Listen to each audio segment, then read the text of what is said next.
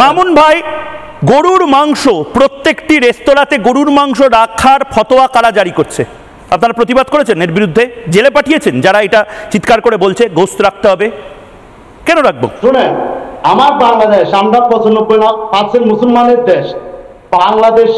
বাংলাদেশটা মুসলমানদের দেশ, বাংলাদেশটা মুসলমানদের দেশ। সব মুসলিম পপুলেশন হলো কি করে আর হিন্দু পপুলেশন কমলো কি করে? এটার জবাবটা দিন। আমরা তাহলে পড়াশোনার ঘাটতি আছে। বাংলাদেশ যখন ব্রিটিশ থেকে বিভক্ত হয় তখন বাংলাদেশ ব্রিটিশ থেকে বিভক্ত হয়নি। বাংলাদেশ ব্রিটিশ থেকে বিভক্ত হয়নি।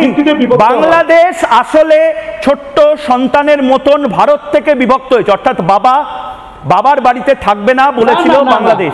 বাবার বাড়িতে থাকলে এতদিনে বাচ্চারা মানুষ হতো।